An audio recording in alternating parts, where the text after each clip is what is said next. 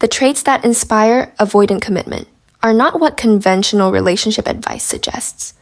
The avoidant does not commit because someone is patient enough, understanding enough, or accommodating enough. These qualities often enable their avoidance rather than challenge it. The traits that actually penetrate their defenses and make commitment feel possible are the ones that disrupt their entire psychological framework for how relationships function, forcing them to confront that walking away from this person would cost something their nervous system cannot afford to lose. Number 1, unwavering emotional self-possession that never wavers based on their availability. The avoidant commits to someone whose emotional stability is completely independent of their presence or absence, whose sense of self remains intact whether they are close or distant, whose well-being does not fluctuate based on the avoidance level of engagement. This is not performed independence designed to trigger their fear. It is genuine centeredness that communicates the person would be completely fine without them. The avoidant has spent their entire relational history with people whose emotional state was contingent on their participation, creating pressure that activated every defense mechanism.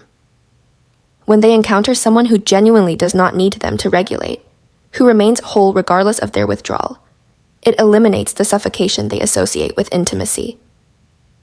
The commitment becomes possible because this person does not require them to be responsible for emotional outcomes they cannot manage. The avoidant can be close without feeling like someone's lifeline, can connect without drowning in the weight of another person's dependency, subscribe to understand what actually shifts avoidant psychology from defense to genuine desire for commitment. Number 2, radical honesty about limitations that leaves no room for misinterpretation.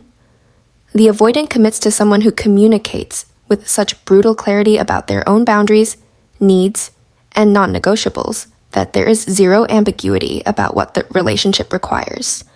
This person does not hint, does not expect the avoidant to read between lines, does not create tests to see if the avoidant cares enough to figure out what they need.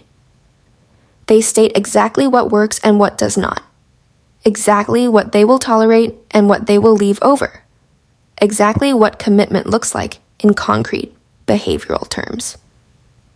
This level of directness eliminates the guessing game that terrifies avoidance, the fear that they will inadvertently fail at requirements they did not understand.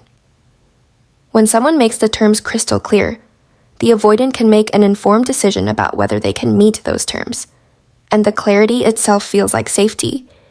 They commit because this person is not setting them up to fail through unclear expectations.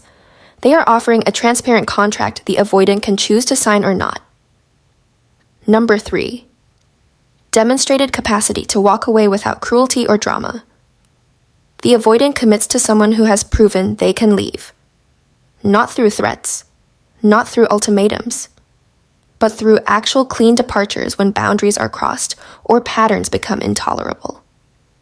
This person has shown they will not stay in dysfunction out of hope or fear, will not torture themselves accommodating behavior that violates their standards, will not engage in the anxious clinging that activates the avoidant's need to flee. The avoidant knows this person could walk away at any moment if the relationship stops serving them, and paradoxically, this knowledge makes commitment feel possible. The avoidant commits because staying is not this person's only option. It is their active choice, which means their presence is not desperate accommodation, but genuine desire. The person who can leave but stays is the only person the avoidant trusts to stay for real reasons. The avoidant commits to traits that eliminate the specific threats their nervous system was designed to avoid. Traits that make intimacy feel like choice rather than trap, like freedom rather than cage.